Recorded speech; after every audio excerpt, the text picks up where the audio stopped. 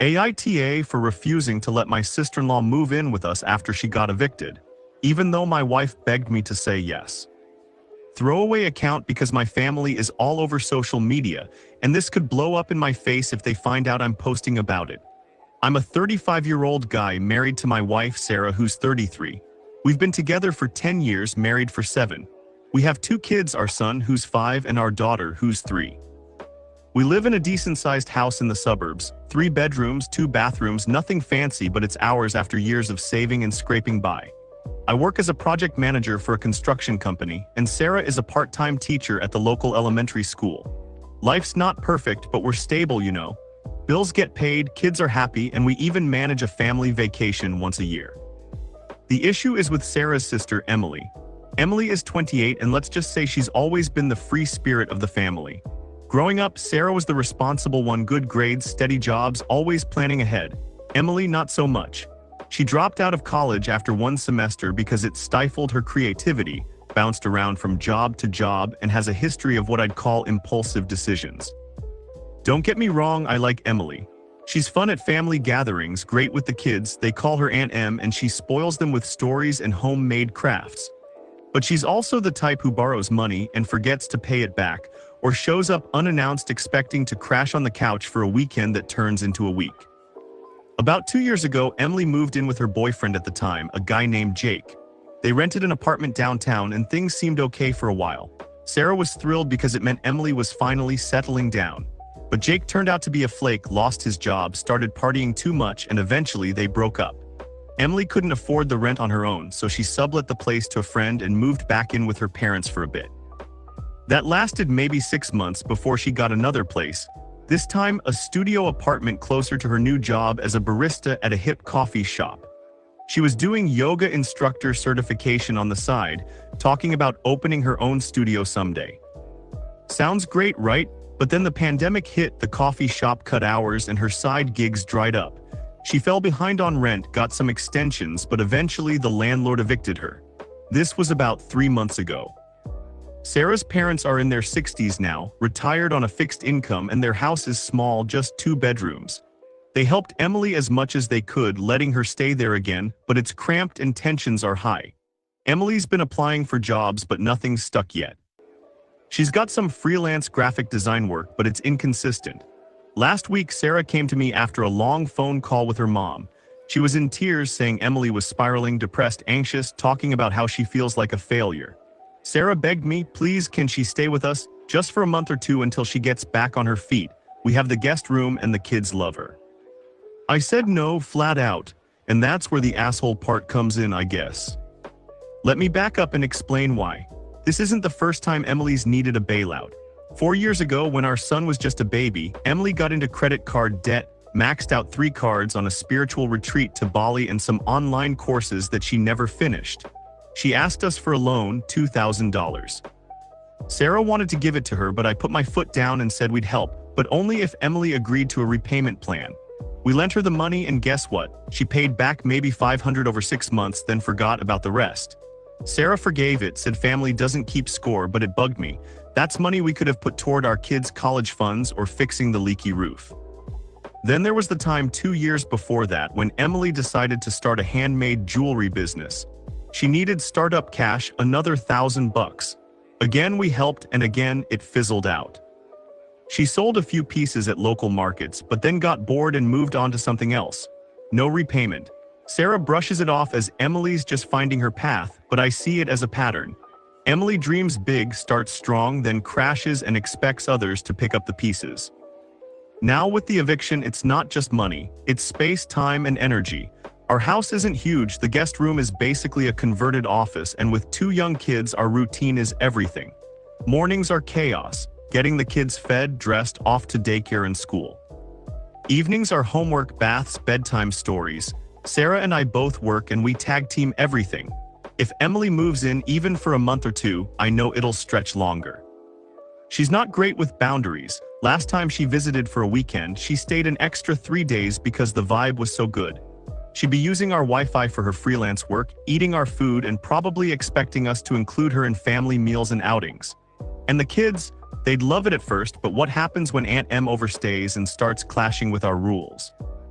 Emily's a night owl. She stays up late watching shows or scrolling on her phone. Our kids need quiet after 8 p.m.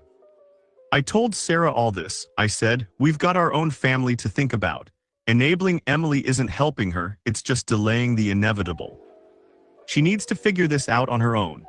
Sarah got upset, called me heartless. She said family comes first and that if it were my brother, I have one, but he's super independent and lives across the country, I'd do it in a heartbeat. That's not true, my brothers never asked for anything like this, but I get her point. She accused me of holding grudges over the past loans, saying money shouldn't come between sisters. The argument escalated. Sarah slept on the couch that night, and the next day she called her parents to vent. Now her mom is texting me saying I'm being unreasonable, that Emily's really trying this time. Her dad even offered to chip in for groceries if we let her stay. Emily herself messaged me, "Hey bro-in-law, I know this is a big ask, but I promise I'll pull my weight. I can babysit the kids, cook meals, whatever you need." That softened me a bit. She's not a bad person, just disorganized, but I still said no. I suggested alternatives. Emily could apply for unemployment benefits, she qualifies, look into low-income housing programs, or even crash with friends for a while. There are resources out there. She's not homeless on the street. Sarah's barely talking to me now. It's been 4 days of cold shoulders and one-word answers. The kids sensed the tension. Our son asked why mommy's sad. I feel like crap, but I also feel like I'm protecting our family unit. We've worked so hard to build this stability, and I don't want to risk it on Emily's latest crisis. But am I being too harsh? Sarah says I'm prioritizing money and convenience over family bonds. Her parents think I'm the villain here. Even my own mom, when I told her, anonymously sort of, said maybe I should compromise for the sake of peace. So Reddit, AITA for refusing to let my sister-in-law move in, even though it might strain my marriage. Edit, wow, this blew up. Thanks for all the comments. To clarify a few things, no, Emily doesn't have addiction issues or anything like that, just bad financial habits. She's not lazy, she works hard when motivated, but motivation comes and goes. We've suggested therapy or financial counseling before, but she brushes it off. Also, our guest room is small, and with kids' toys everywhere, it'd be tight. Sarah and I are in couples counseling now because of this, first session next week. Appreciate the perspectives. Update, it's been a week since I posted.